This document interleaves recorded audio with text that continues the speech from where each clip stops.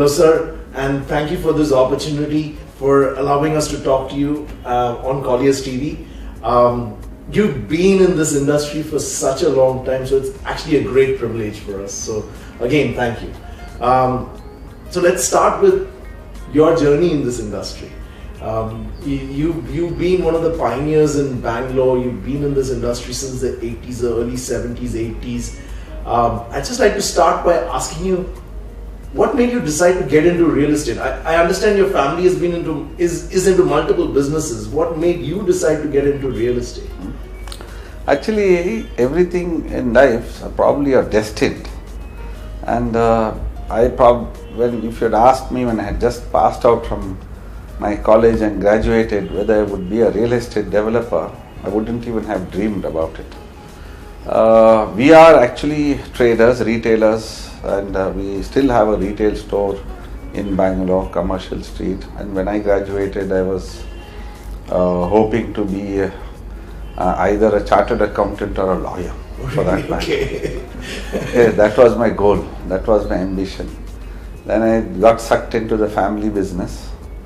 And then down the line, when the getting into real estate was a sheer accident. Oh, really? We went in to sell one of our family mansions in just in 1979-80, and that's where Bangalore was just coming of age, and the first boom in the city was happening.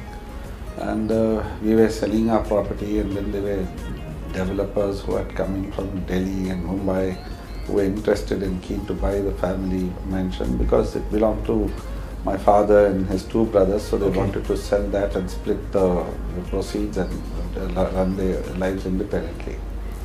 So in that process of selling the property and buying some other property for purposes of capital gains, exemption and all that, it gave me a flavor of how things were done. Till then I didn't know what FAR was or what urban land ceiling was, because in those days we had urban land ceiling. Urban land ceiling came into the country, in 1976, if I'm not mistaken. So that and then interacting with the lawyers who were doing the legal due diligence really gave us an insight on how this business ran. So for about 5 years, my brother and I, Rizwan and I, we just were trading in property, buying and selling. And we felt, there seemed to be quite a good business to be in.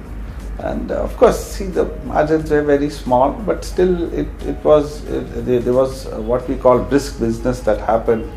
And I think in about 1984-85, we caught the bug. And we said, let's get into serious development. And the first few buildings that we developed were all office buildings. And the whole idea to get into this development was to create a difference, to make a mark, to create a landmark. In those days also, in fact, what developments we did in those days, and we cut to 2016, they still seem to be very relevant. They still seem to be very nice properties, though it's now 20 odd years, 22 years onwards. And that's the satisfaction that you get. So one led to the other, and I probably was so naive. I thought after doing 4 or 5 developments, we can just retire and enjoy the good life. But you're glad you didn't. Bangalore benefited from that. That one led to the other. And then it's like a drug, you see, you keep doing it. So that was going to be one of my questions, but I'm going to ask you something very related to that. During this time frame, right, do you think that the perception of this industry has become even more negative, or was it an easy business to be in initially, or has it become harder? See, when I got into this business, it was a relatively nice, clean industry. Not too many players, not too much supply, and demand also wasn't that fantastic. The pricing was very, very, very reasonable. And things were done at an easy pace. And at the end of the day, it was it was hard work. So you see, construction Industry itself is a tough industry because you have to deal with multiple competencies. You have to deal with people who don't have the exposure to, they don't even know what is excellence. They have not, because the poor guys haven't experienced it itself. Now to get something done from someone who really hasn't had these good sanitary living conditions, and you expect him to create a palace, that's a huge contradiction. And that's the contradiction that we've been working on, training people, and setting the standards in a certain way, and at the same time trying to see that you bring in better standards for your laborers. All of that, it's an ongoing process. But what happens is, any business that becomes bigger, that grows in scale, obviously the target is bigger, and the problems also get bigger. When I started my business, I think for the first 10 years I didn't have a single litigation. And we were petrified about litigation. And today what happens is, because you've grown the size that you are, anybody and everybody thinks it's a big company, now let's go, and it's like, it's low hanging fruit. So you throw a stone, you'll get a few fruit easy in a year. So that's the type of mentality people have. But then you have to take care, you have to safeguard yourself. But I believe if your conviction is right, if you've done things right, if you've not hurt anybody, if your intention is good, long term you will always come out a winner. And there has to be consistency. Now if we have come to this level from where we were and built this business to the scale that is there, it's only being very, very consistent, and always aiming for new concepts, always being doing what is relevant for that time, and adapting yourself. And also, while you go along, build an organization, get in people who are loyal, retain them, and see that they become part of your team, so that the whole workload is divided. Because one man can only provide leadership, but you need good followers. And with the followers, you need the foot soldiers also. The execution. So it's a huge task. It looks very glamorous. It's like the film industry. When you go to see a movie, you can very nicely criticize the actor or whatever has happened, but really what goes behind the scenes, what goes behind the camera, the amount of takes that happen, is hard work and heartburn. It's something that only a person who does it, they know it. In fact, I always keep telling my customers, look, it's very easy for you to just stand there and point out this, but for us to put it all together, see, we have to take a risk. First of all, we have to make sure that all the approvals are in place, which is that today it's getting more and more difficult, more and more challenging, because everybody thinks that money grows on trees. It's not so. You see, there's a combination of debt, there's a combination of internal accruals, and I think profit margins have remained pretty much the same, flat. In fact, I see it going. We've reached a stage where it becomes a law of diminishing returns. The more you are doing, the overheads keep increasing. Since you can't have your finger on everything, they are bound to be seepages and leakages, and that is the biggest problem. In terms of the perception of this industry, as I touched on it, one of the things that stand out for Prestige is the extremely positive perception about Prestige among customers, among investors, compared to the general negative perception about the industry per se when it comes to quality, just generally. I'm not talking anyone specific. What makes Prestige different from that in that regard? What advice would you give others who are combating this perception? And secondly, is it justified in the market, or is it just a hype? See, first thing that anybody who gets into the developing business should understand that it's not something that is glamorous and easy. It's a lot of hard work. After having said that, the eye should not be only for profit. how can I make a quick fast buck? Because if you're trying to make a quick fast buck, that means you can do it once, you can do it twice. You can't consistently keep doing that. Yeah. What you need to do is you need to build trust. You need to build trust, you need to build confidence. And you should have that customer focus. And where you say that whatever happens, even if I'm going to make a loss, the customer comes first. Okay. And I have to make sure that I satisfy my customer. Okay, they are reasonable people, they are unreasonable people, they are people who are anxious, people who get worried unnecessarily. So we have all types of human beings. Yeah. So if you are able to manage that, if you are able to give a proper message by way of correct communication through your team to your customers, and they also have that confidence that things will be in place. See, I've always said this. You see, you're in business to make a profit, no doubt about it. But profit shouldn't be the only reason why you're there. See, money will follow you. Your job should be to do the job, do it right, and anyway, once you're doing it right, profits and money and cash flows will keep coming. I don't think that should be a problem at all. That's looking at the big picture, Yeah. not just the profits Yeah, of the project. then it's a short-term thing. That means you're there only for that particular one time. You're not there for the long term. You have to look at it as a long haul, where you're in the business. See, now I'll just tell you. See, I started this business when I built the first 2 buildings. Suddenly I realized, okay, I've completed this. Now, who's going to take care of them? Yeah, and that's when you started the facilities. Who's going to manage these properties? Yeah. So then I started, get the property management. Yeah. And this made sure that you had the housekeeping staff, security, and all the engineers to take care of it and all of that. It was part of the main entity first. Yeah. Then I divested it off into a separate entity itself. And today, I think the numbers that we run from our property management business itself This is quite huge. may be comparable to some small, medium type developer.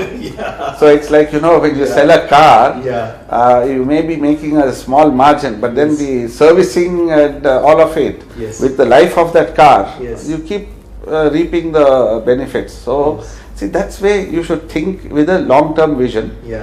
Think of making a business, and then plus what you're doing is you're also giving a service to your customer. Absolutely. And then of course you also have to ingrain in the customer, sensitize them. Look, service in India, service has to be paid for. Sometimes in India people feel that service has to come for free. It can't come for free because there's a cost for that service. We are in the service industry, we know. So that's right. They feel that the broker's job is so easy. It is not. And you've got all your overheads, you've got your costs, you've got everybody has to have a livelihood. So obviously, it may look on the face of it look and paying such like a hefty fee, but it is not. It's not so easy. No, thank you for that. When you look at the industry going forward, and you look at your company, you mentioned things in the customer's mind. They have to build trust. They have to feel that they're getting value. What do you think across your verticals are the top things in the customer's mind when they're dealing with Prestige? What do they value the most, and how does Prestige as an organization meet those requirements? See, it's simple things. Basically, when you are having the design, you must keep the user in mind. After all, finally, when you're building, you're building for someone who's going to use. So the first thing is that, look, it's just not a project. I keep telling this to all my project engineers. I said, for you, it may be just a project or just another project. But for the customer who's buying, that's his home, and that is his palace. For him, that is his life saving that he's putting. Huge amount for him. It's a life saving that he's worked hard, and that's what he's putting into the property. So we must make sure that we give the stuff that we promised him. Whichever specification, whichever type of property you're developing, whether it's a standard or a premium or a luxury, whatever, whichever segment it comes in, that segment, you've committed a certain thing, you try and give little more than what you've committed, not less. And that should be the philosophy, that should be the culture. And then the next thing is, you have to service the customer, you have to see that you have proper communication. Of course, but biggest challenge that we face is timely delivery. Though whatever we do in whichever manner we do, because finally we are developers, we are also dependent on a multitude of contractors, and apart from contractors, a multitude of other compliances in terms of different agencies. So having put together all of that, and then there are so many strikes and labor problems and shortages and everything else. So the challenge is always to see how to deliver on time. And if you are able to do that, then I believe you've somehow got whatever you're doing, got it right. Having said that, we also have slippages, a few months plus minus, that keeps happening. But it's not that we are being careless or we are being careless or we don't care, or we are diverting funds somewhere else, so I can't bring the funds back into the same project. It's just that, in whatever efforts that you're putting, certain times, certain things don't happen during that particular period. But if the sincerity is there, and the communication, is there, customer is also understanding guy. And then ultimately what I tell my customers is, you're buying a home, fair enough, you may be buying it to stay, some may be buying it for investment, but we are in the business also of creating wealth. Over a period of years, I've seen a lot of my customers who have benefited in the growth in value. And it's satisfaction that I myself get is that it's not happened that a single customer has not benefited from growth in value. And that's what makes them come back to you. Builds the goodwill, and also makes them refer other people to you. It's a multiplier effect. And the people blindly come. They believe in you and they feel location is. They see first is the choice of location itself. Location is good, design is good, the overall pricing is reasonable, and whenever we do a launch, we make sure that we don't price it up so much that there's nothing left for appreciation. We price it very, very tight. And then of course nowadays what we've also got a bit clever. We said we can't sell off everything in one go, so we are trying to stagger the sales so that we keep getting a little bit of appreciation for the company also. So it balances out everything. So we are tying up cash flows on one end, and also looking at your bottom line on the other end. But I always believe it's better to sell at a decent number and tie up your cash flows rather than going in for bank funding, which finally ultimately you're paying the bank. And bank is never happy because it's their business to lend you money and get their interest. So for them, if you default even by a day, you become a defaulter. Whereas here, if I give a benefit to my customer, at least he's also happy. I get multiple customers. No, that makes sense. My next question is about the future. You've accomplished so much so far in Prestige, and you don't seem to be taking any rest. What's your vision for the future? Where would you like to see Prestige go down the line?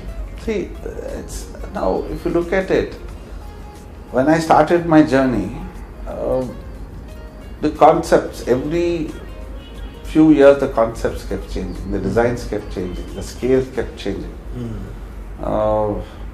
If you had asked me in 1985 when I started building, would I do in one go 100-acre integrated township with office, mall, hotel and residential, I would have told you, man, that's too risky, too big, are you out of your mind?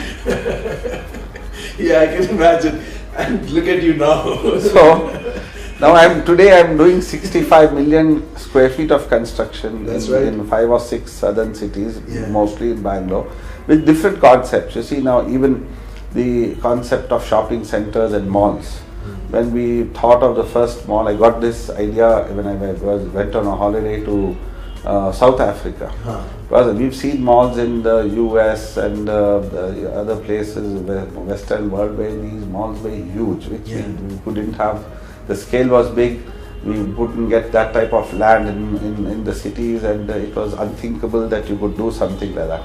But then when I visited South Africa, I saw these medium-sized malls yes. with multiplexes sitting on top and all that. And I said this is something which is doable. It's got scale. Yeah. At the same time, it's not so big that you don't, won't have this empty spaces. Yeah.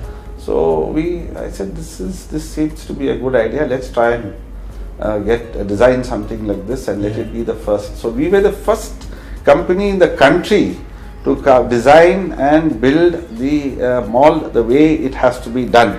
But of course, it's a virus. Once you do it, it's very easy for everybody to replicate it. Some succeeded like nobody's business, and some failed also. Yeah. So it was the chemistry, things like catchment, the tenancy mix, and so many factors going into it. It's a business. It's not just renting out office space. It's not as easy as that. So in fact, I had to get even the rules amended. Like the Cinematography Act in Karnataka said that the cinema could only be on the ground floor. Oh, okay. Or it had to be standalone. So you had to work. So the rules we had to sensitize the government. We had to tell them, look, now there's a new age, new type of a product that has come in called multiplex, and then they thought multiplex was IMAX. Then you have to educate them that IMAX was a screening system, multiplex was a group of cinemas of small auditoriums rather than one big auditorium. And then that can't be put in the prime space in the ground floor. It has to be in the subprime place somewhere on top. So all that had to be done. You have to take risks. And then once you did that, everybody else benefits. Nice. So I want to ask you a personal question now. In terms of how do you manage all this? I mean, through this whole discussion, I'm amazed by the fact that you're looking at malls in Africa, you're making sure, understanding what the customer requires, you're talking to your customers, you're ensuring it's delivered on time, you're running through execution. And knowing how much I know about the construction industry, I know that is not easy, right? So what is a typical day for you? How do you prioritize it? And how do you ensure you're just on top of everything? Yeah, see, that again is management style I learned over a few decades. First thing is you have to actually know how to manage your time. You have to slot yourself. So for me, it's like, you've seen that movie, if it's Tuesday, it must be Belgium. So similarly, if it's a Monday, it must be this. If it's a Tuesday, it has to be this. If it's a Wednesday, it has to be this. So we have specific days for site meetings and architects meetings. We have a specific day for meeting with the engineers, specific day with the finance guys, a specific time and day for the meetings with the retail team, and so on and so forth, with the property management team, with the sales and marketing team. So if that is slotted out, your team also knows that on that particular date and time, or day and time, is the reporting that needs to happen. The rest of them, build your team, give them the freedom, and let them deliver the results. But having said that, you also need to make sure that your guys are doing, so they also understand that, look, there's somebody who's there to monitor me. Now, as business has grown, I believe that there has to be more and more, less dependency on people, on a person. So now of the last year or so, we've been streamlining because the scale has grown up so much. It's impossible to do it physically or remember things physically. We did have an ERP system running for about 7, 8, 9. In fact, we were one of the first companies to computerize. But then as you go, each software that you're using gets sort of outdated. And then the latest one which we were using again got outdated, and the last 2 years I was thinking that we need to upgrade ourselves, otherwise again we'll be left behind and there'll be chaos. So now I believe that from the 1st of April 2016 we'll be a 100% SAP compliant company. Okay, wow, congratulations. So where the entire company will be run on SAP. Of course, that again has its own pain. Having said that, it's not some easy magic wand that we have. But if everybody is sensitized, now I've got a separate team from each of the verticals that are there, who are dedicated only for SAP, and who in turn train the team and help the team that how they need to do. Now jobs are getting broken down, and they've been designated. Each person is designated to a particular job. So what I believe is, as you go along, you also need to change, you need to adapt, you need to also be flexible in the way you're working. See, what worked 25 years earlier cannot work today. Yeah. In fact, 25 years earlier, it was very easy. You could leave office at 5 o'clock or 6 o'clock, or maybe play a round of golf, come in at 10 o'clock in the morning and meet couple of contractors, and it was so comfortable. So it has definitely become more difficult. Obviously. Yes. And then most important is your responsibilities have grown. One is your responsibilities to your customers. Second is responsibilities to, now you've got a huge army of people who are dependent on you, so you can't afford to screw it up. So that's all the responsibility. Yeah, there's a huge My last question, again, this is a little personal, but I just want to know the drive that you have. For doing what you do. It can't be money because so what drives you? See, it's never been money. See, finally I've said that even in some of my CREDAI conferences, and I've said that not only for myself. I've told the guys, and when we've had the chief ministers and everybody else, look, whatever we guys are doing in this business, I think we've made enough money, or we've seen enough money, we've enjoyed life the way we had to. And then you see, this business is, if you really do it well and do it properly, you have to work hard, you can also play hard. Yeah. You can do a balance of both. If it all depends on how you balance it. And what drives you, it's just never been money.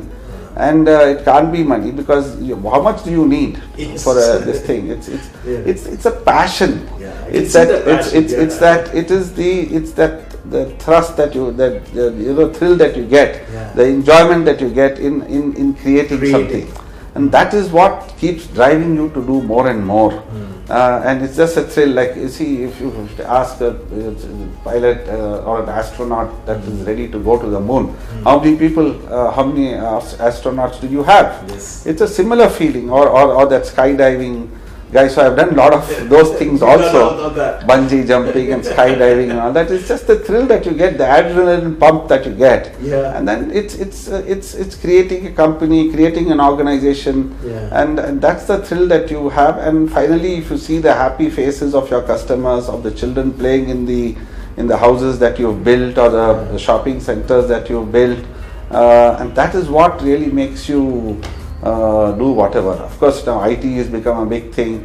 We have now done millions of square feet of IT. I never dreamt that type of demand would ever come from the IT industry. But what it's doing is, you are building millions of square feet, but every 100 square feet that we release out is one job that is getting created. So our boys and girls who after their graduation never got a job, they used to wonder, what the hell am I going to do, or they used to wonder, where do I go out overseas and get a job. It used to be the Gulf, and today there are more better jobs, much better paid in your own city. So that's the great satisfaction. And you're building offices for them where they're working, and you're building the houses for them where they live. And also the shopping centers where they play.